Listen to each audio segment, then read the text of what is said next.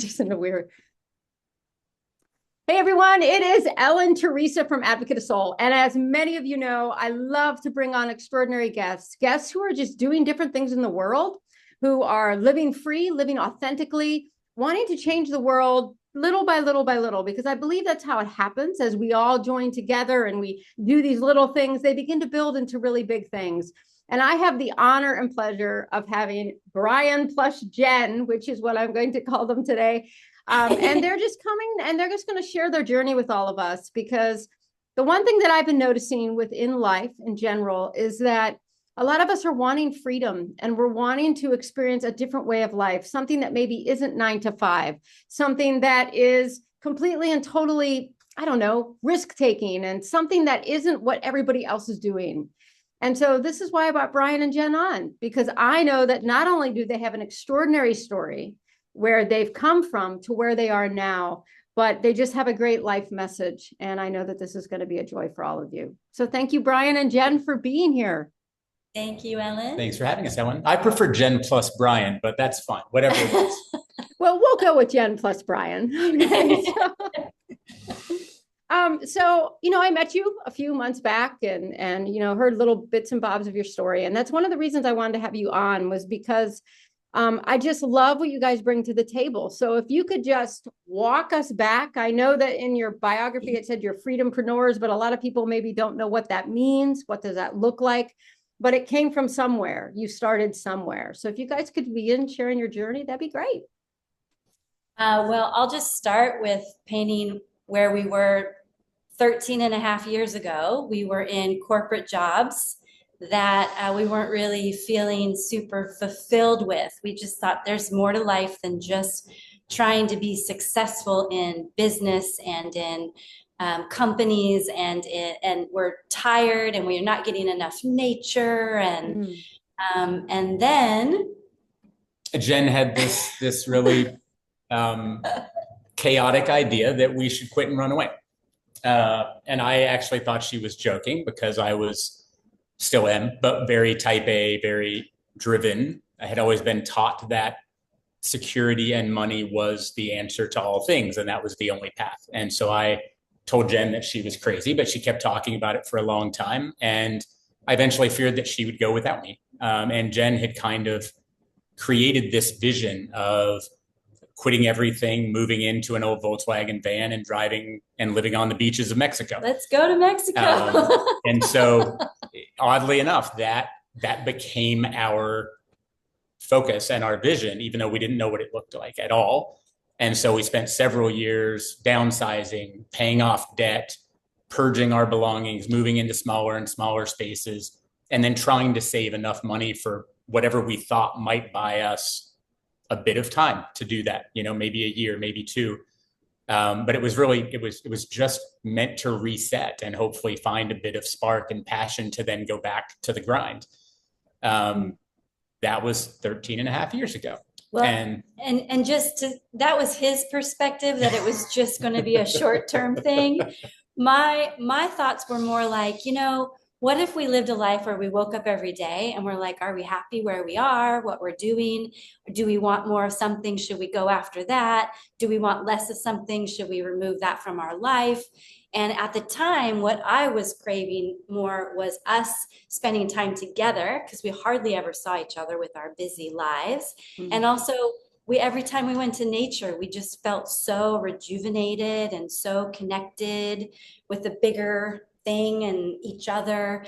And so I wanted more nature, more connection with Bryan, and that meant no more corporate jobs, and let's go somewhere where we're outside all the time. So why don't we live in a van and not have a house, and go to beaches and parks and just wake up every day and say, is this where we want to stay, or do we want to keep driving and explore more? Wow. Okay. All right. So now I've got lots of questions here. So the whole 9 to 5, the corporate world, that whole thing, the money-making game, the all of this, is this something that you were raised to believe? Was this kind of within your family lines, or was it the culture? I mean, hard yes. I think so. I guess I would have said that we all are, Ellen. I mean, I think at least by and large, society, or at least in North America, right? Society has been trained this, right? We created the American dream, and whatever that was entitled at the time turned into industrialization, turned into higher education, turned into just, this is the way that one becomes successful, right? And so certainly my family was hard driven to that. But I think most of us are. I mean, we realized pretty quick once we started trying to make change, and we didn't know what change looked like because we couldn't find any example of it, right? I mean, there was no YouTube channel to go to. There was no set of instructions. Right. There weren't really many even blogs to follow, right? And it became really apparent really quickly that even when we would share these ideas among our closest friends, the answer was, you're absolutely crazy. You're going to get beheaded in Mexico. What the hell are you doing, right? And so we eventually just stopped telling anyone, right? So we had our vision boards and our plans on the wall or on the fridge at home, but we just stopped telling anybody else because it felt like salmon swimming upstream, right? Like everyone was really determined to kind of turn you around and make you go the other way. So why are they like that? Is it because of programming or conditioning? Or, I mean, let's be honest, could it be jealousy? Could they be envious of that opportunity? I don't think there was any jealousy or envy, because living in your van and driving into Mexico wasn't anyone's dream. That was not a beautiful painted picture for anyone. That was a little weird. Well, and much People less thought we were weird. Well, for sure, we're weird. But even before that, right? I mean, even before, because at least there were tinges of freedom in that, right? Sure, we're, two people and a 69-pound dog in a very, very small space where when one of us rolls over, we have to roll over at the same time. Like, it wasn't comfort by any means. But before that, when we stopped telling people, we were working 60 to 80 hours a week at full-time jobs. We would come home and renovate a home after that to try and make more money to work off debt. I mean, we were literally working our fingers to the bone. So there was certainly nothing to be jealous of at that point. And maybe that was part of the problem, is they're like, what are you guys working so hard for? Maybe people just don't believe that there's an opportunity. I mean, I didn't. I felt completely trapped. Jen always believes that the best outcome is possible, that everything that the universe will provide. We used to debate this all the time, right? I was taught you have to build it. You have to work hard for it. You are only worthy of how hard you work, right? And I think that over time, that's part of why we try to share our story with things like this, is I just feel so indebted that the Oregon hippie moved in next door and saved my life, because there's literally no way that I would have gotten off of the track that was painted in that way. And it would have killed me years ago. I mean, I would have absolutely had a heart attack sitting at my desk or in a rental car, working my fingers to the bone. No question. I think it's worth saying too that our lives weren't terrible. We weren't miserable every single moment. There were benefits to our life, right? We were making money. We bought a house. Like, we had friends, we had community. Like, there were so many good things happening.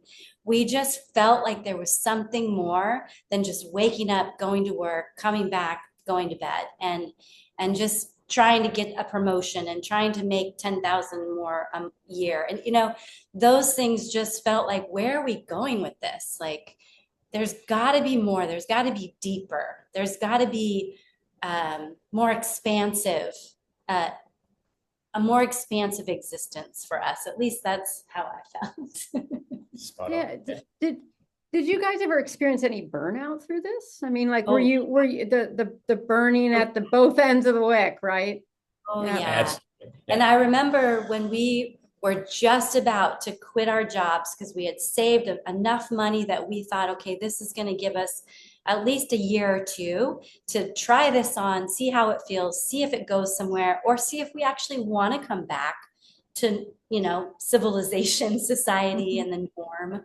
And we were trying to talk ourselves out of it, because the economy was going down. We had friends losing jobs. We were just seeing that we were doing something that sounded or written on paper looked very irresponsible. But our hearts were like, let's do it. Let's just go do it. And we did. And I mean, the You haven't amazing looked back. thing is, like, yeah, at the end, because we had done all the hard work, right? I mean, in hindsight, it's not leaving that was the important bit. It was all that work in advance to free ourselves from the system, to pay off the debt, to begin getting to a place where when we made money, we actually could save that money, right?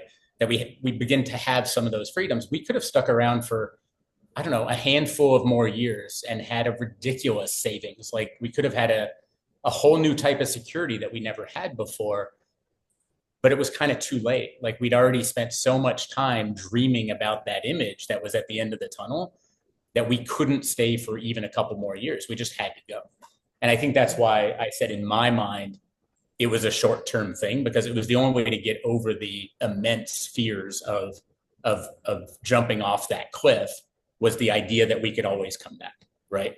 And I didn't really believe it at the time. I mean, I really went because she was going. And then after we were gone is when I really started to buy into it and realized you could always go back. Like, the thing that we left is a known entity, right? We knew the jobs. We knew how to do the jobs. We were really good at them. We already existed in that system. And so we could turn around now and go back in a heartbeat, probably with more pay than we left, if that was what was important. But now we've tried to go back. After a couple of years in Latin America, we drove down to Panama and back. We turned around and went home trying to fit in, right? Trying to settle back in, put a foundation under our feet, have the kids we always thought we'd have, all of those things. And it was so quickly apparent that it just no longer fit. It just no longer was what we were seeking, right? So we recrafted and reinvented ourselves and carried on in a different format with a different van, and then eventually a boat. And yeah, I mean, and again, we should be very clear early on. We don't have any answers whatsoever. We certainly are not recommending people choose this path, because it's been riddled with hurdles and mistakes. But we're also blissfully happy every day. And that's hard to give up once you've tasted it, right? So we're just reinventing as we go and checking in with ourselves every day. We made a promise to ourselves years ago. We're going to wake up every morning and check in with ourselves and with each other. And if we aren't happy where we are, with who we're with, doing what we're doing, we change it. We change it immediately. Like, we pack up and we drive away, or symbolically, we change everything to make sure that we're happy. That's the bottom line goal, right? And somewhere along the way, it wasn't just the question, are we happy, but is there something that will elevate our happiness even more? Yeah. Are we living like our dream? And right now we feel like, yes, we are. But in the past, there were times where we're like, actually, no, I kind of want this instead, or let's add this to it, or let's go after this wild thing over here. And, let's just go for it and see like what happens, see where we land. But yeah, I think that also, like, a message that we really love to share with people is that you're not stuck. If you love where you are and what you're doing, that's the dream. You don't need to change anything. But if you feel stuck, or you feel like you're not fulfilling something inside you, with us, it was nature and connection, then like, start dreaming up what would give you that and go after that, because we get to do whatever we want, right? With our life, like let's take advantage of it. Let's optimize it. My gosh, I should just have you guys like contact me every day. How are you doing, Ellen? Check in with yourself. So you spoke of hurdles, because this is something, as I was listening to you speak, I was just like, yeah, oh yeah, great. But that little thing comes in there, right? That has the hurdles, the thoughts of the hurdle, or you can't, or whatever that is. Can you just unpack a bit of what the hurdles have been for you both, whether it was just even in the traveling piece or on the road, however this looked, your mindsets? What was the overcoming of the hurdles? Well, there were a lot. How much time do we have? 45 minutes. They still happen every day, Ellen. I mean, I think case in point, we the day or the week that we finally put on the calendar, because obviously we false started a few times. I got scared because the economy went so bad. We had rented out our house and they couldn't pay us. And I just was, oh my God, we can't go. We have to do something else. We have to save more money. And we aborted. And then after that, we put a new date on the calendar that was circled. And this time it was in Sharpie. It couldn't be, I mean, that was our commitment to each other. It couldn't be changed. But then I think the same week that we were supposed to go in and tell our bosses we were leaving, we got this heads up that we had this horrible project that had to be done with dry rot in the house. A simple project suddenly turned into a $30,000 project. Our goal to run away was around 100, right? And so it literally was a third of what we had spent all these years planning and saving. And I wanted to abort again. And we went home, we had a long talk, and it was like, no, at some point we're going to go feel this thing, even if it's for a shorter amount of time. Right. And I think the universe often does that, right? Whether it's a new opportunity to see how committed you were to the last one, or whether it's some horrible event to make sure you were committed to the idea. Those things happen all the time. Right. And so we luckily said, no, we're going to go do it, and, paid for the project and quit our jobs and ran away. But those happen all the time, right? I mean, we've run out of money a couple times now and had to just completely reinvent and start over. Funny how money is always the thing, right? For most of us, that is the root fear, because that's what we've been told is important. Like, that is how we judge our worth. That's how we judge our success. That's how we judge all of these things. And for me, that's been the hardest thing to shake, right? Is that doesn't have to be how we judge ourselves or choose our path or the reward at the end, right? There's a much better reward than the dollars. And so, those are, I think, where my mental energy goes to, like, what are the hurdles? But obviously, it's not just running out of money. There's also been, breakdowns in that initial van. Our van broke down every 3 days on average. Oh gosh. And so even this idea of freedom and spending time on the beach was actually spending time underneath a van trying to learn how to fix it, because I was not a mechanic. I didn't know that. And we were in Mexico when, mostly, I think it was America media was saying, don't go to Mexico. It's very dangerous. And of course, we were living in Canada at the time, so we weren't as subjected to all of that media. And people in Canada were still going to Mexico. So we're like, we'll be fine. Mm-hmm. But we're breaking down in places that possibly could be dangerous. Who knows? We don't know. And it was like, wow, are we being really reckless here? And actually, just side note, everybody was very warm, and we never had a terrible experience with anybody in Mexico. Yeah, Mexico. Yeah. But the unknown and the uncertainty was there just because of the conversations that were happening in the world, or in our world at the time. And part of our reinvention was starting businesses, based on our passions. I mean, basically the idea was not to do things for money, but to follow passion.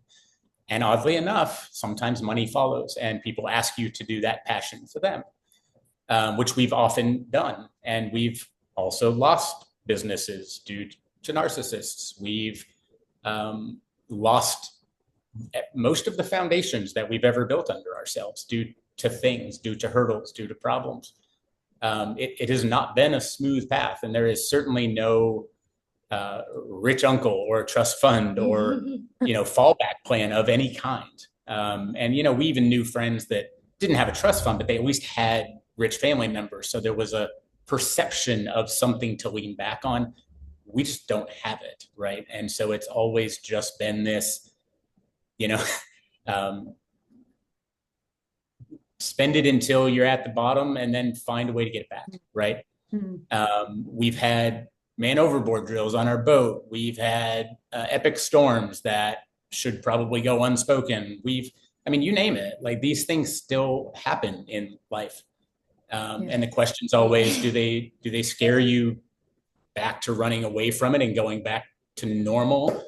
Or do you figure it out and rebuild and move on? And so far, that's what we keep choosing. We moved onto a sailboat, not knowing how to sail, not having a ton of experience being on a boat. So really with faith and belief that we will figure it out and that everything will be wonderful in the end. Right. But it turns out I am really afraid of big seas. Like there are big seas and my nervous system cannot really handle it very well. So we are like, wow, okay, didn't see that one coming because I never really had a lot of fear before. But we just have to plan our sails around it and make sure that we're as safe as we can be and maybe be a little bit more, what's the word, conservative in our like crossing and passage planning than other sailors that don't have that same like fear.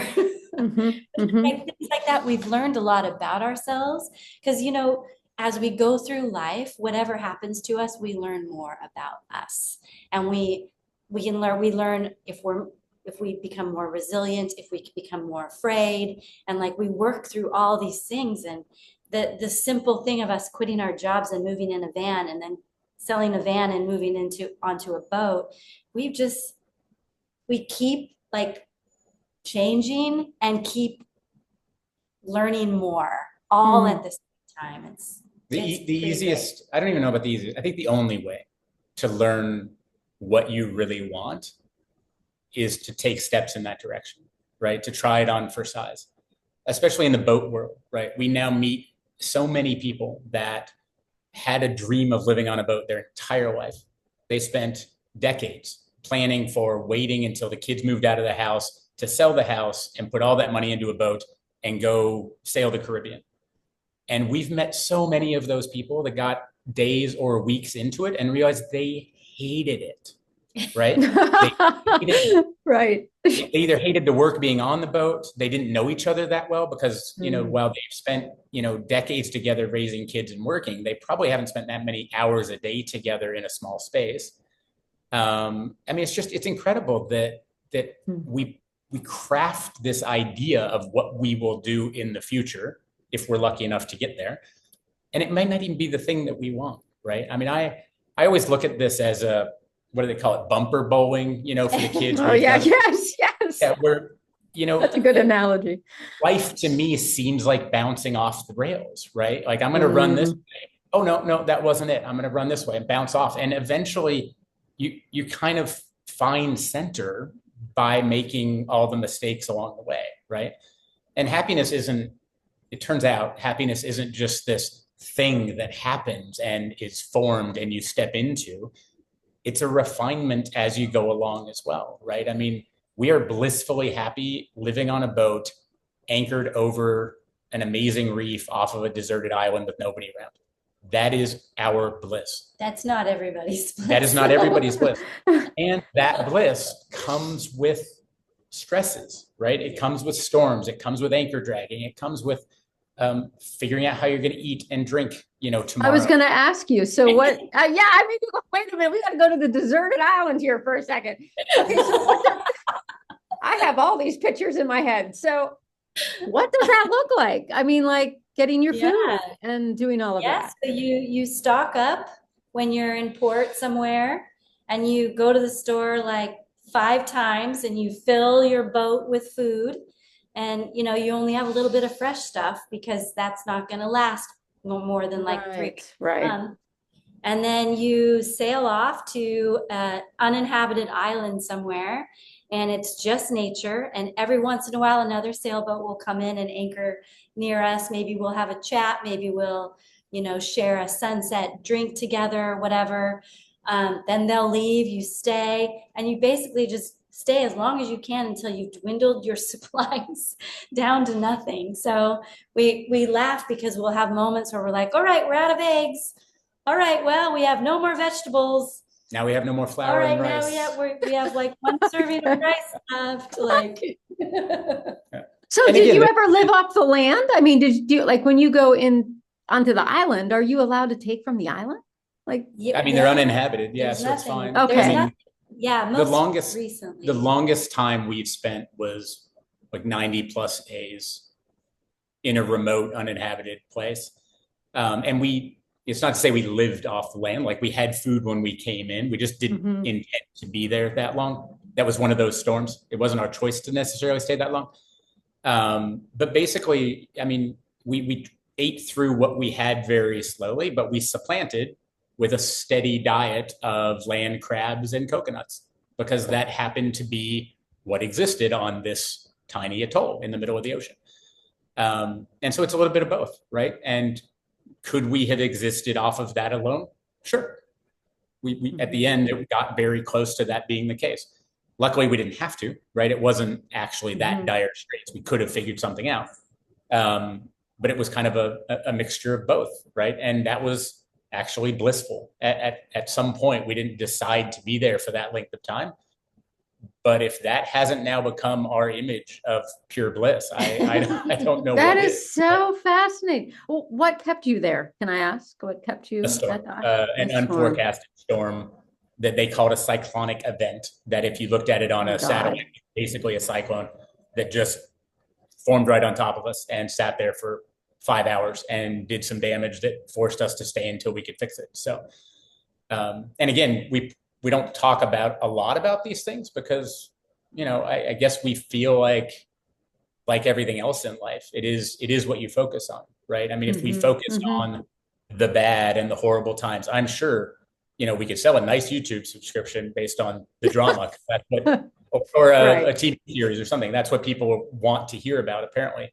But we choose to focus on the other, right? I mean, we choose to focus on the bliss and the sunsets and the underwater life and spending every day with the person we care most about, right? I mean, that's what we're in it for. So that's what we spend our time thinking about and talking about and sharing. That's why we're still choosing to be on a sailboat after some of these pretty terrifying experiences. Yes. Because the nature and the wildlife and these moments that we get to experience with where we're not even really supposed to be there, like it's too wild for us, but we, like, those are the things that keep us in this lifestyle because it's so fulfilling and it's so special and it just makes you feel like, wow, this is like,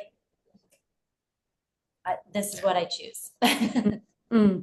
Now, again, not for everybody, but for us, it's nature. Yeah.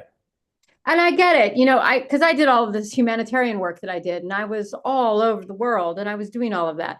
Now I want to go all over the world and play like that. That's, I mean, seriously, like that's what I want to do. And so, I know, like every time I say that, that's always an interesting reaction. But I want to play. I want to play because I feel like I was in all of these nations and so many and beautiful people and beautiful cultures, but I was there to work. Yeah. Yep. And so I think I probably would say, let's say I worked 60 hours. I would say 20 hours of it, if that, was me playing and spending time in those cultures. And I was working with high risk things too. So it was quite, insane and intense. But now I think about it, I'm like, oh, I just want to go back there and do a safari now. Like, yeah. So when are you doing that? Yeah. When's the? Don't know when I'm going to do that, to be honest. Thank you for putting me on the spot. But the first thing that runs in my head, here's the first thing. Money. Yeah. Of course. The Well, money.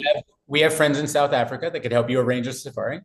So whenever it seems like the right time to start, not to say I'm going on X day, but to start making plans and learning details, let us know. I mean, that's the first step, right? I think this is the transition that I've had to make that we now try to help other people make is I don't have to go from, I want to go on a safari from here, which is terrifying because I just don't know any of the 100 steps to get there. I just know it sounds really expensive, right? But if you start going down the path and saying, well, okay, I'm not going to give myself the pressure of setting a day, but what would I have to solve to get there? Who could I meet in South Africa or Namibia that might be able to help me plan? Maybe they know of places and ways to save money. How would I get there and maybe combine it with some work that could help pay for the trip or the flight at least, right? And so it's just a whittling down of something that can seem so immense and impossible, right? To me, it felt like a cliff. I was standing at the edge of this cliff, and there's no doubt I was going to die at the bottom if I took that next step, right? And die isn't even the right. It was going to be horrible. was going to end horribly for us in some way or another. And Jen was always, no, let's just take a step and the net will appear, leap and the net will appear, leap and the net will appear. And I still don't work that way, but I am starting to believe that if we leap, we can sew the parachute on the way down. Or as soon as you take the next step, you realize there was a pathway down into the canyon right below me. I just couldn't see it because I was too terrified to look over, right? It's that mindset, I think, that makes so much difference. And I just couldn't get there on my own. It's actually that's what I was going to ask you. Would you say there's a difference between the way men and women approach these things? Or is it more just an individual way of doing it? Because Jen, you sounded like you were really confident and like, we're going to be fine. Well, I don't know if confidence is the right word. It's more like if something goes wrong, then we'll make a new plan. But doesn't it sound great? What if it does work out? What if it's better than we can even imagine? Like, we should just explore it. So it wasn't like, oh yeah, this is exactly what we should do with our life. It was more, let's just, I don't know, F it. That's you can swear on here. It's really okay. I don't think either of us, Ellen, would ever draw that line of man versus woman. I think we fought that line our entire lives. In most of our relationship, Jen's actually the dude and I'm the chick. We read Men Are From Mars, Women Are From Venus back in the day as we first started dating. And it took us a long time to realize we were the opposite characters. Jen was retreating to her cave so she didn't have to talk, and I wanted to talk about my day. So I think it just, there's male energy and female energy in both of us, right? And in all of us. And I think it's more upbringing. I think it's what we're used to, and it's just how we're wired, right? In our relationship, Jen happens to be the one that believed it was possible and wanted to go get it, right?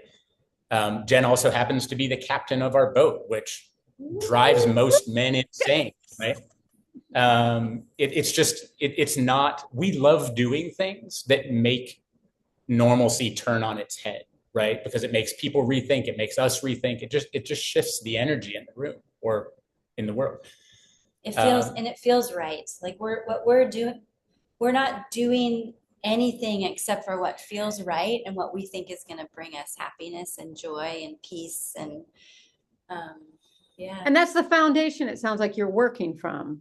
So it's not like you're trying to go get joy, which seems to be where a lot of us can land. I want to be more joyful. I want to go get, and that's there and that's important. But it feels like what I'm hearing, and maybe I'm not hearing you correctly, you're working from that place. You're doing what you're doing. I wouldn't even call it work, but you're doing what you're doing from joy. You're being led by the joy, by the passion, by the sense of freedom. Is that fair to say?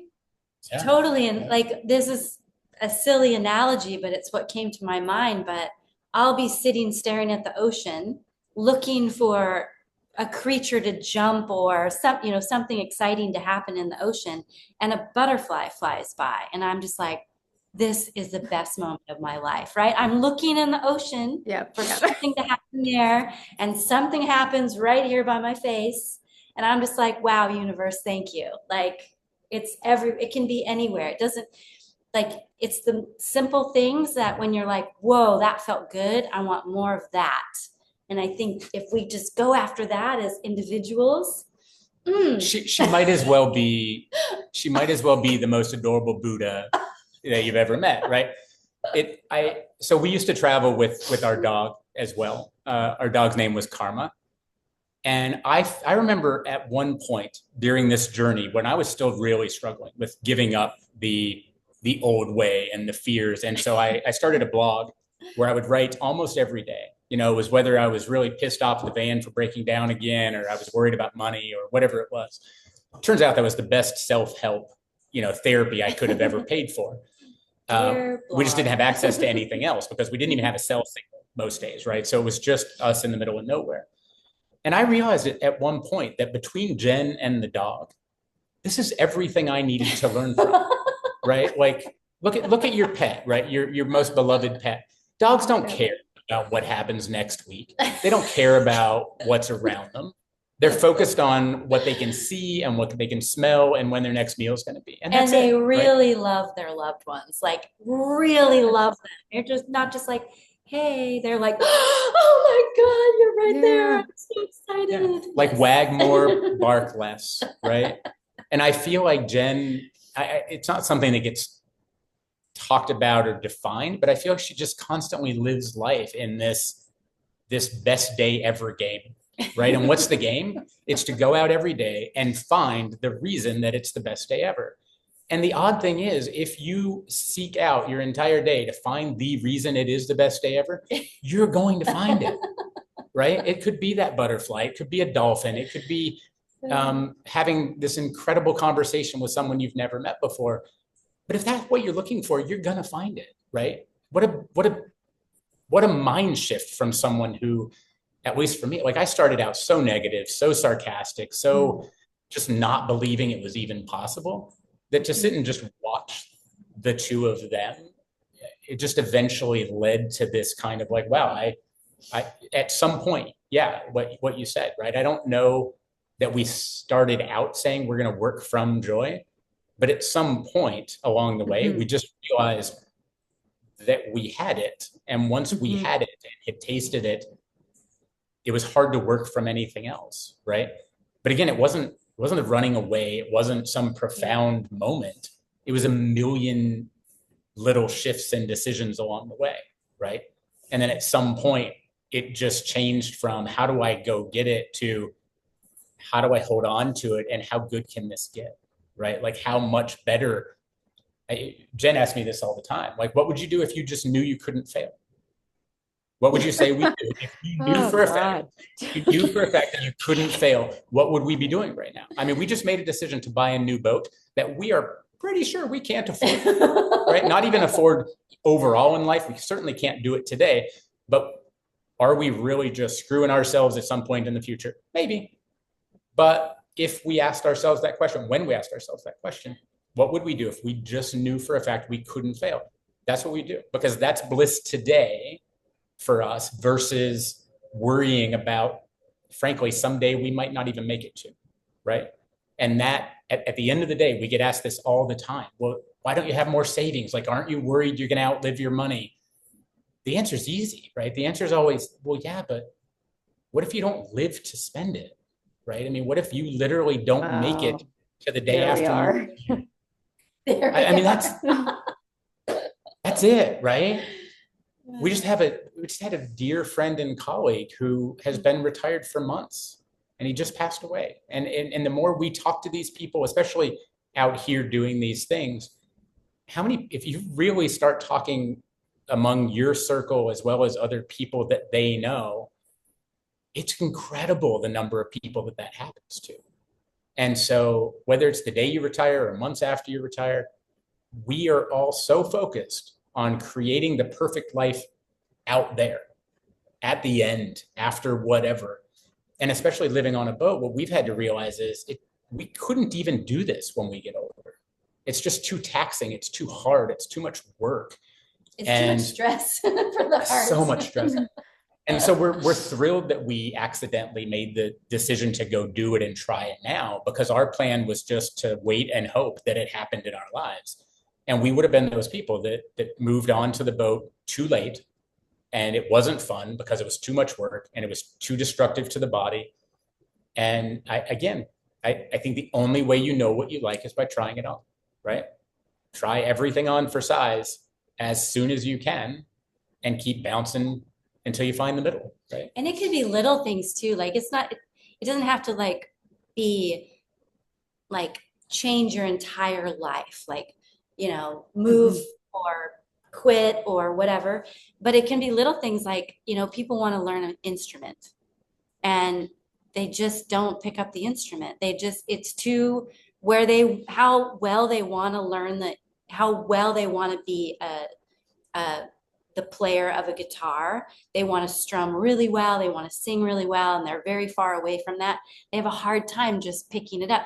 Get an instrument, play with it. Like if you want to do it, like love the learning of it too. Like the little moments, like you just saying twinkle, twinkle, little star. That's beautiful. Good job. Like, I know you want to be like Eddie Vedder, or like who, whoever, but like we hold ourselves back.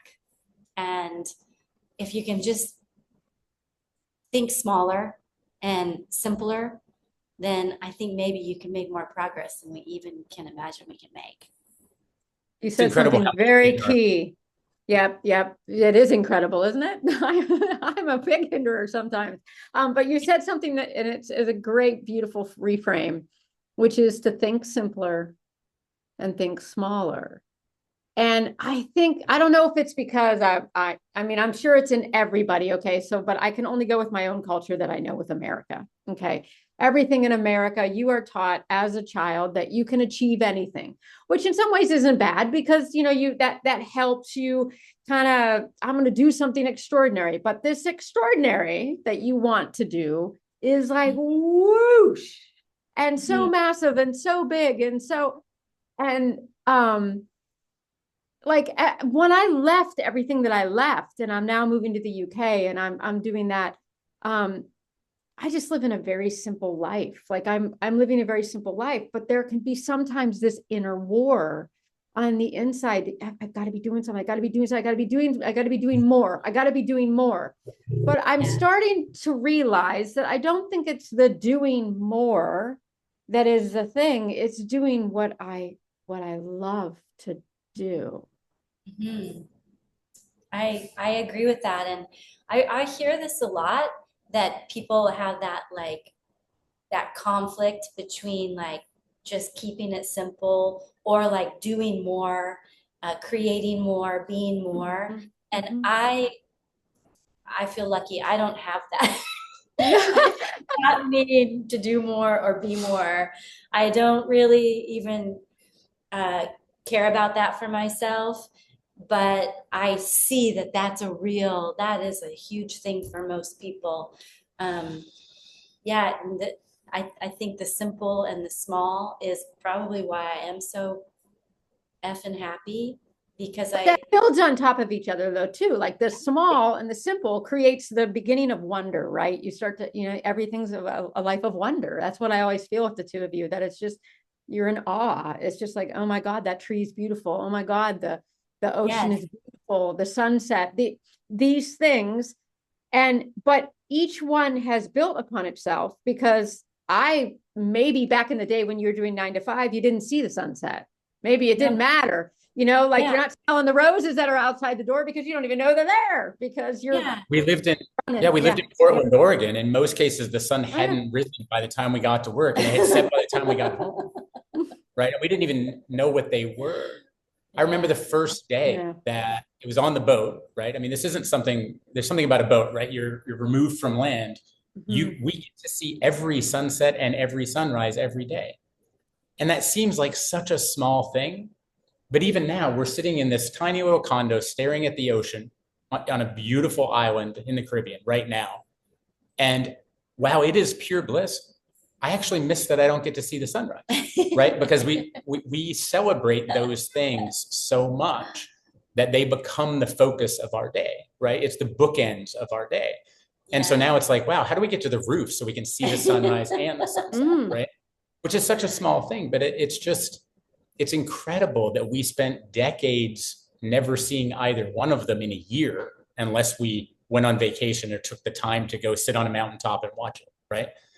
And so, yeah, I mean, it doesn't have to be massive change. It's just the little things, right? And I fully believe now, again, from Jen, that following your passion can and often does lead to all those other things, right? I mean, there was a point where, while I was so worried about money and how we were going to exist and what was coming in the future, that I was so focused on trying to solve it today that I just couldn't enjoy where I was today. And I eventually promised Jen in a fit of terror that I would never take another job for money, right? That I would do things for passion only. And wouldn't you know it, I spent the next few years just doing things that were for our life and for our passion. and people just kept asking to throw money at us to do those things, right? I mean, the simple things, like we built our own How does camper that van. work? I mean, we built our camper van. We built our camper van because we couldn't afford for anyone else to do it, right? And the designer in me just loved having the project. And so we spent way too much time and way too much money we didn't have building it. But then we would go park in a Home Depot parking lot or in a campground and open the door, and we'd be giving tours to a dozen people, and 2 of them would offer to pay us to do the same thing. And then later on, we renovated our garage into a home base so that we could stay for free while someone else paid off our mortgage. And the neighbors started showing up and asking if we would do it for them, you know. And we did all these things for free for years before we finally are like, wow, that's just too many people asking. Maybe we should start asking for a little bit of money. It's incredible. I mean, it really is. And so now that we're back to a point where there's very little money, I'm trying for the first time to not default to that, to actually give it time. And instead of saying, how do I make money? Saying, what do I really want to do? And trusting that by doing what we really want to do, it'll come, even if I can't see it, right? And we're in a whole new playing field for Brian, right? Brian works from fear. Brian works from hard work. Brian works from ADHD. Brian growing. So it's really, it feels so pivotal right now, right? I mean, yes, we've been happy forever, but there's still these hurdles and changes and things that happen in life that feel massive. And we feel like we're standing at the top of another cliff. But for the first time ever, I'm trying to lead with something other than fear, right? And that's why we spend so much time talking about fear, because at least for me, that is the thing, that is the one thing that was in the way. And I couldn't find anybody to talk to other than Jen, obviously, that just could say, oh, it's going to be okay, right? We never met someone that was on the other side of the fence, of the hurdle, of the cliff that said, oh, it's going to be fine. Like, you're going to figure it out. There's going to be hurdles, but it'll be just fine. And now we hang out every day with those people, right? Because they're also on a boat living their dream. It's just that they don't have the time to go talk to everyone else and say, it's going to be okay.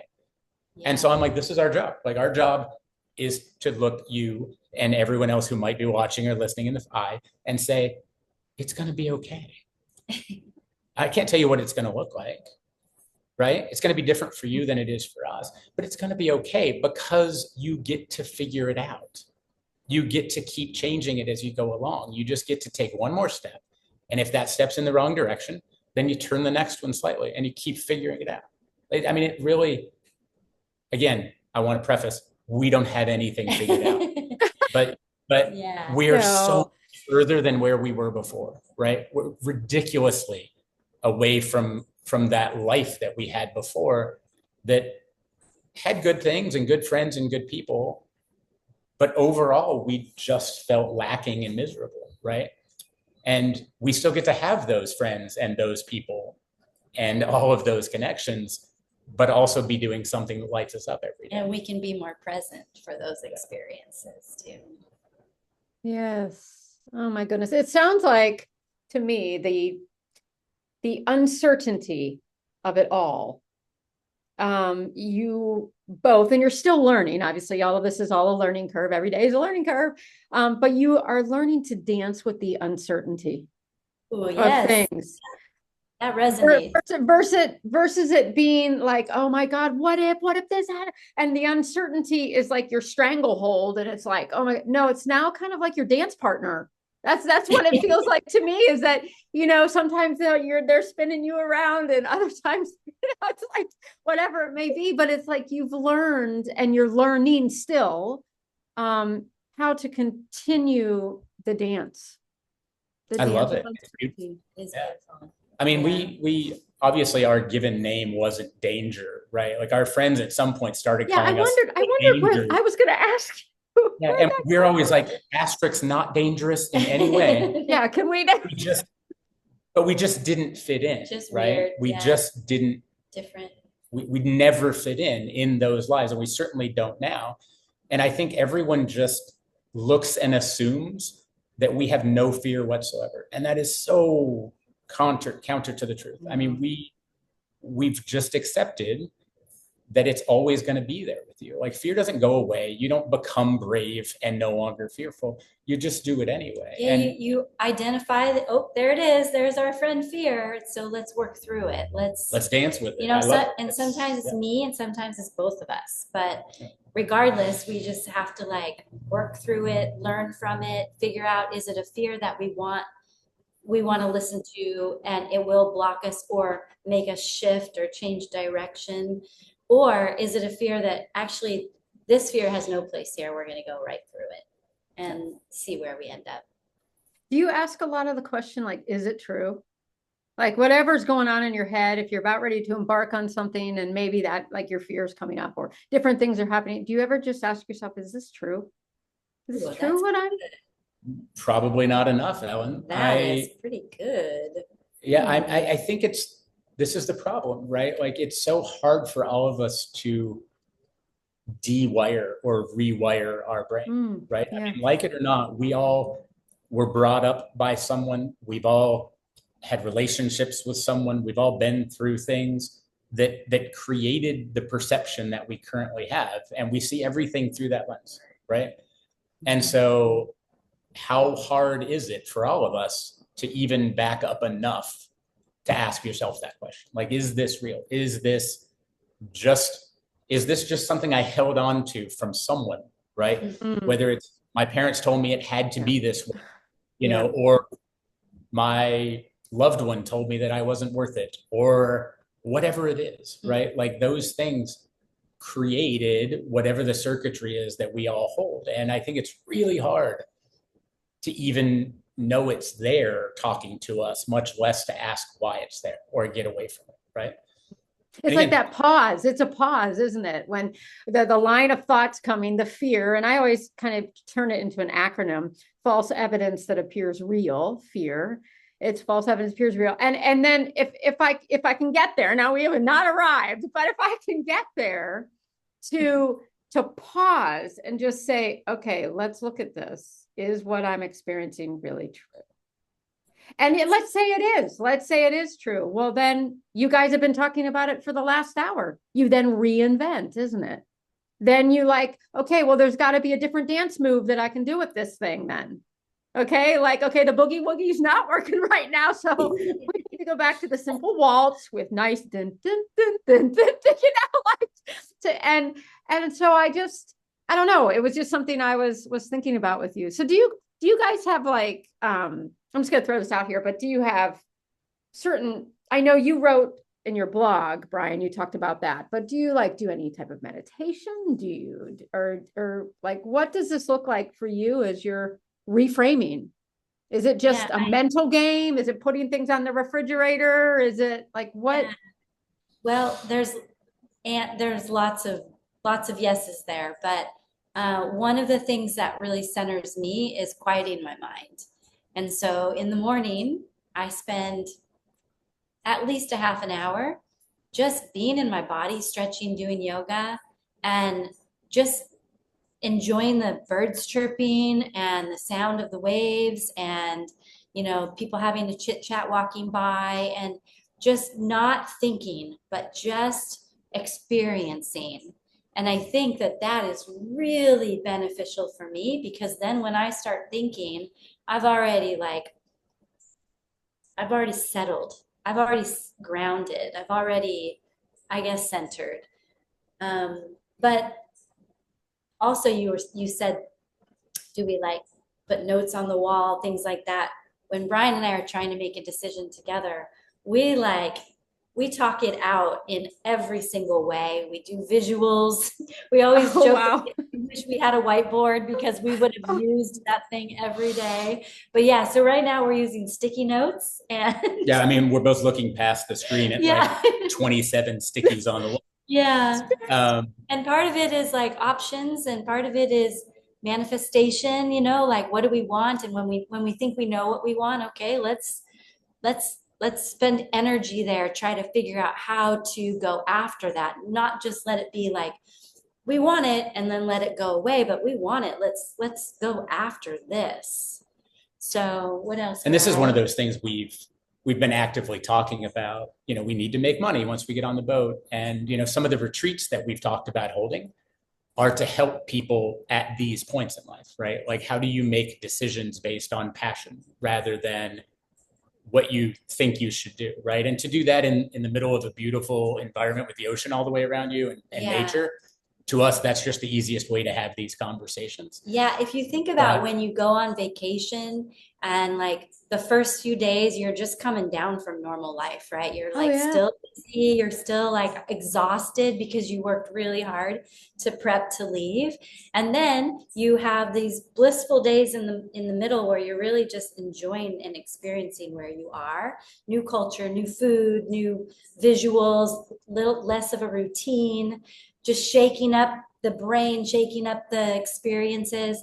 And then you start getting close to leaving and going back to the obligations, the commitments, the stuff that you had to push to that next week because you're taking a week off, and you start to like shut down again. Yeah, you start to immerse into it before you're even there, just to prep your nervous system, to prep your, you just let go. Now you have to start like getting back, like getting ready to be motivated and achieving and high output and everything. So if we kind of have this idea that if we can create a space that people can come and we can help them, come down from their busy lives and all the noise and really try to hear that voice of the heart and figure out, maybe do some goal setting, figure out what they want to spend some energy on in the next, 2 months, year, 5 years, whatever each individual's timeline is,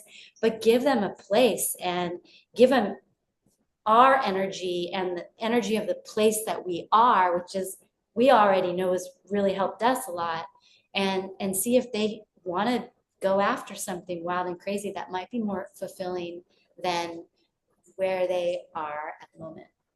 Yeah, we've kind of accidentally created a series of, I don't know what to call them, exercises, conversation points for ourselves over the years. Much like that, what would you do if you knew you couldn't fail? Just sitting with that question in a whether it's a mountaintop or a beach or whatever it is, and a blank piece of paper, that's an incredible exercise to go through, right? And then to take that and then begin the process of charting and goal setting and refining based upon that open of a mind dump is an incredible thing, right? We just did this thing. I'm still staring at these stickies because we're trying to make such a terrifying decision, right? That one set of stickies wasn't doing it. Flipping a coin wasn't doing it. We tried everything from like writing down all the answers and folding them up, putting them in a hat, and picking one out, all the things.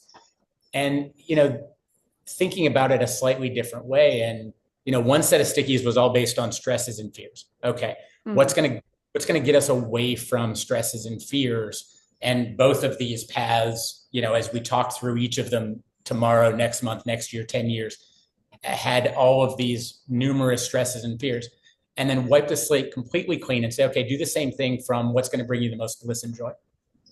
That's an incredibly different flow chart of the exact same discussion, right? And so, there's no, I also, to get back to your question, suck at meditation. I can't quiet my mind in any realm whatsoever. There's a lot going on. I have maybe the worst, most severe case of ADHD you can imagine. I always, when you walk into a TV store and there's like 50 screens on the wall, oh God, in my brain, they're all on different channels and the volume's up really loud at all times. If you look at the tabs open on the screen behind this one, there's probably 78 tabs. You can't even see the X's to close them anymore. Wait, what? And there's multiple windows. It's horrible. So no, quieting the mind is I'm sorry. Really, no, that's a whole nother podcast. That's a whole nother podcast. That's why Did we mention we're opposites? Yeah. Yoga. We are polar opposites. And oddly enough, I think it's part of why it works, right? Like we both come at this from such complete different vantage points that trying to see which side the other person's coming from actually allows for that, that bouncing off the rails until we can find center a little bit. Yeah, no easy answer, right? But there's certainly a lot of crutches and exercises that we've kind of found ourselves using again and again over the years. Yeah, one thing that we do a lot is if we can't make a decision, one of us will just throw out a very firm answer. And then we're like, okay, how did that feel? Did that feel good? Did something come up for you? Was that okay, yeah, let's do it? Or no, that just does not feel right for us right now. So it's kind of, we got that idea because there's this, I don't even remember where we learned this, but if you're trying to make a decision, you flip a coin, and it's not because heads is going to give you the answer and you're going to go do that. But if it's heads and you're like excited that it went to heads, you just learned that that's what you really wanted. If you're bummed or you're like, oh, I wish it was tails, then we might be losing power. Oh, really? Are you serious? Okay. He's working it. It's okay. Okay. All right. This is perfect.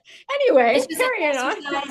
Just an exercise to see if you can tap into not just the parts of your brain that you can hear the loudest, but tap into your full being and what you really want. So it's about embodying. Like you're all about embodiment then, both of you. You're embodying the dream. We're working on it. Yeah. Jen, you're embodying. Yeah, well, I should say one of us has always been in that space. One of us is trying very hard to keep up. I love it. Yeah. Yeah, but I'm gonna check you on this one, Brian. You're embodying too. You're embodying.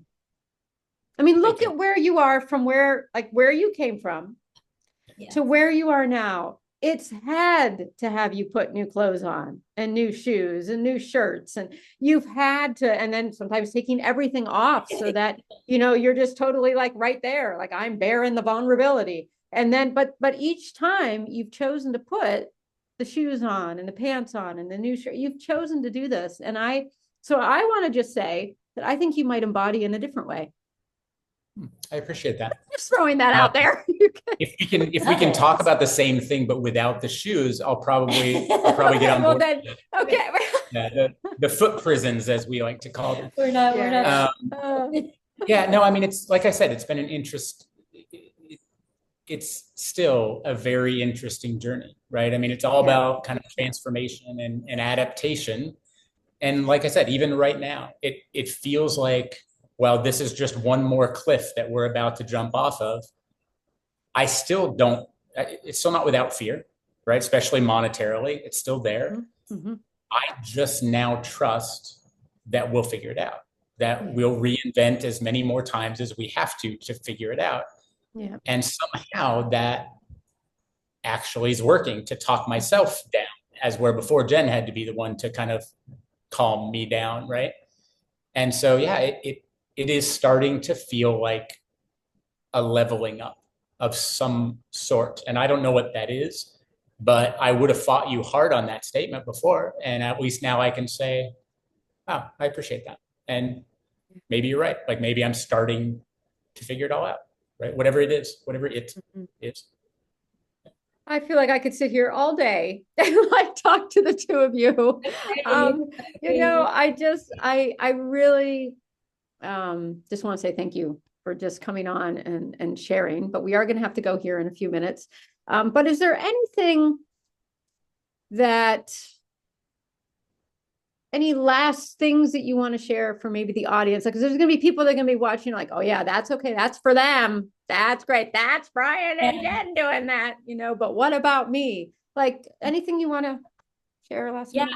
I think what's coming up for me right now is, we know that we're fortunate to have this freedom to make choice.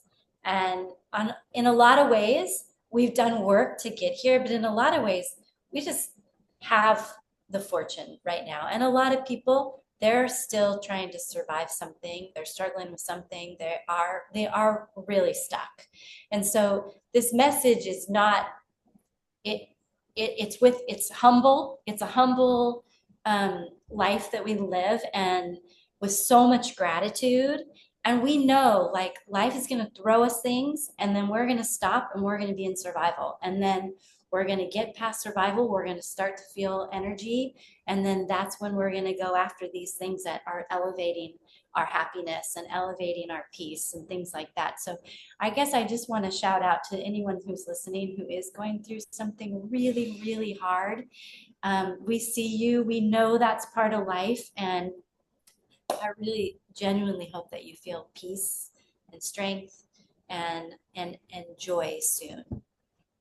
Thank you. And the moral of the story here is not, well, it is our story. The moral of the story and the answer is not quit your job and run away, right? Yeah. Like that is not the important part of this story to us. I mean, I say this a lot when either on our social media or on the blog, like people seem to come and follow along expecting this is some great adventure. But to us, this has always been a love story, right? I mean, that's how we look at this path and this journey. And when you really boil it down, that's what we're after, right? We're just looking for that happy fairy tale ending. And then everything else just kind of happens along the way. And again, it all comes back to that one first step, right? And so I think in the same way that I said safari, right? Like whatever it is that someone has in mind, if they sit down with that blank piece of paper and they say, what do I want? What would make me happy? Great. Write it down for yourself, put it somewhere you can see it, and then let's start working backwards for how to get there, right? Because it seems unachievable, not because it is, but because it's so far away and it's so different. And so let's start working backwards and unlayering the onion to see how we get there, right? And if you can't do it on your own, call us and let's talk it over, right? There's somebody out there that can help you get there, whatever it is. We're not the experts on safaris, right? Somebody wants to move on to a boat. We're the people, right? But I happen to know somebody that knows things about safaris, right? I happen to know, somebody who knows something about someone else. I mean, this is the beauty of community, is we don't have to do it on our own, right? We also all feel like we have to go into the dark box and just solve it on our own, which is why I keep sharing, because not everybody gets lucky enough to meet the Oregon hippie that's going to save them. But we're out there, right? The community is out there. You just have to sometimes ask, which at least for me was one of the hardest things to do, right? Well, now you have me. I will be in contact again. Come and ask. Okay, I'll do the ask. But you know what's really fascinating, but quickly before we go, is that my partner, she's always wanted to live on a houseboat. Like her dream from a little girl, the little houseboats that you can live on in the UK, or I don't know, Europe, these really nice little houseboats. But she just loves being on a boat. Like that's her thing. Like she's just like, I love being on a boat. And I think, well, I can do that. I can go on the boat, but then I've got these other things too that are in my wheelhouse. And it's just kind of like listening to your story and looking at how you kind of merged your passions together and even probably discovered new dreams amidst streams, oh, this is what I went after, but this is what I really was after, all of that. I thought you guys really spelled that out really well. And I just want to say thank you. I want to say thank you for just being authentic, for coming on here, for just sharing. Where are you right now in the world? Where are you? We're on a tiny island called Bonaire, which is beside Aruba and Curacao. So it's the Netherland Antilles. Okay. So if you've heard of Aruba or Curacao, it's the tiny rock next door. They call them the ABC Islands. Well, I'll be flying in. So I'm going to fly in. You're just going to. It's adorable. The airport is called Flamingo International. Well, okay. Well, what the hell? You can't beat that. So it's a tiny open air airport. It's ridiculous. Yeah. No, it's just one of the places that we stumbled upon a long, long time ago and then got stuck at during COVID. And, we kind of find ourselves comparing every other island to it as we go. I understand that.